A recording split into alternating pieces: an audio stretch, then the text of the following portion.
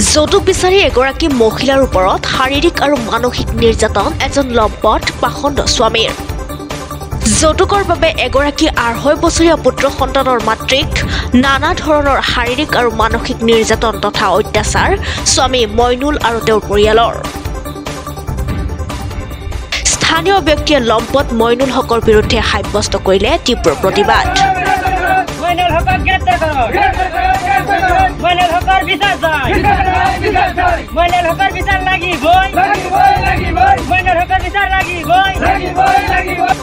উল্লেখ্য যে চখুৱাৰঝাৰ গাঁৱৰ আইনাল হকৰ জীয়ৰী বেগম নেছা প্ৰায় ৫ বছৰ পূৰ্বে বিবাহপাশত আবদ্ধ হৈছিল পাখণ্ড মইনুল হক নামৰ ব্যক্তিজনৰ সৈতে।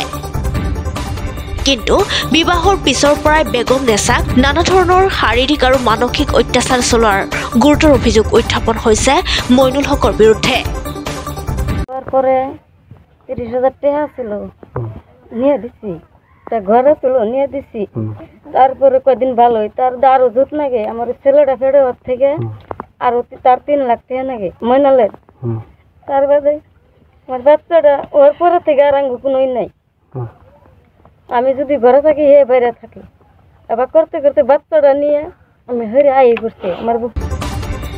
৩ লাখ টকা যৌতুক নিদিয়াৰ বাবে মইনুল হক নামৰ লম্পটজনে বেগম নেছা নামৰ বোৱাৰীগৰাকীক শাৰীৰিক আৰু মানসিক অত্যাচাৰ চলোৱা বুলি গুৰুতৰ অভিযোগ উত্থাপন হৈছে।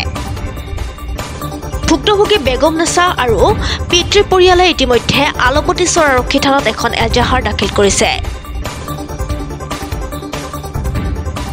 ভুক্তভোগী পৰিয়ালৰ আৰক্ষী প্ৰশাসন তথা অসম চৰকাৰলৈ কাটৰ আহ্বান। অতি শীঘ্ৰে তদন্ত সাপেক্ষে বোৱাৰী নিৰ্যাতনকাৰী লম্পট মইনুল হকৰ বিৰুদ্ধে আলপতিচৰ আৰক্ষীয়ে বিহিত ব্যৱস্থা গ্ৰহণ কৰিবলৈ অনুৰোধ জনাইছে।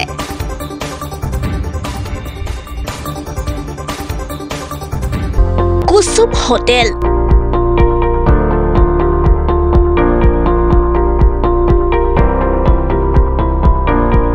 ত্ৰিশ বছৰ অবিৰত সেৱা।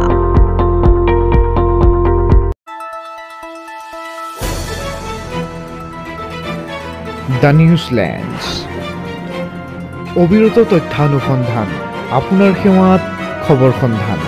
দ্য নিউজলেণ্ড।